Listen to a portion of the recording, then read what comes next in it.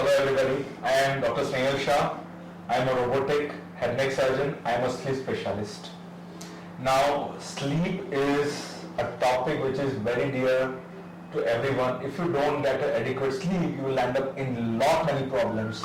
You will have cardiac issues, you will have lung issues, you will have neurocognitive issue. What is a neurocognitive issue?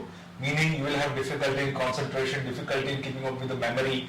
So, to carry on for further tasks, it will become so difficult for you if you don't get adequate sleep, adequate hours of sleep.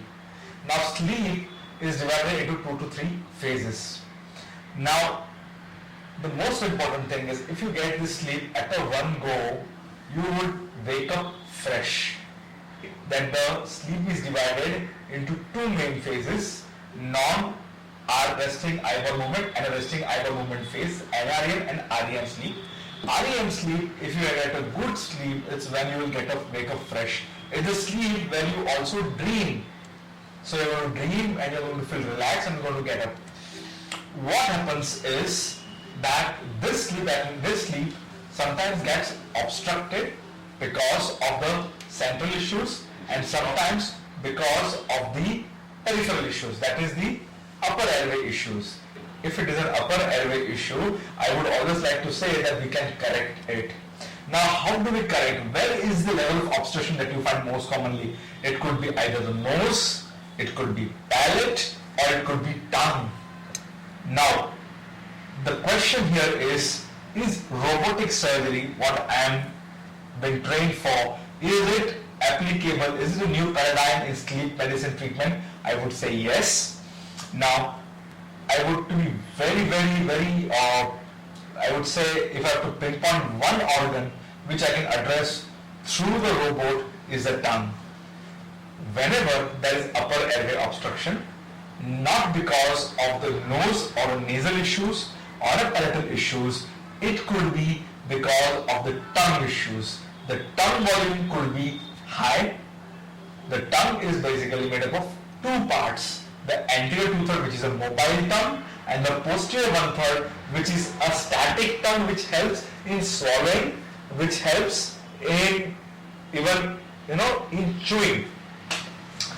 This posterior part of tongue, if it gets bulky, it's going to touch a palate or it's going to go behind and touch the posterior wall.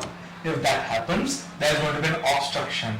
Now, to deal with that, we have got a robot. Of course, it is just a one way, but through a robot, you can do a base of tongue lymphoid tissue ablation, or you can do a base of tongue muscle ablation, especially in the midline, which will lead to scarring, and scarring will lead to depressed area, will increase the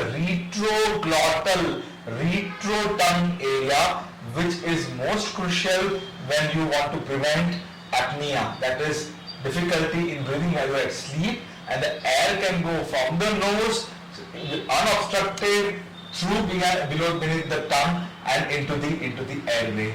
So the role of robotic today in sleep surgery is especially at the tongue volume based reductions.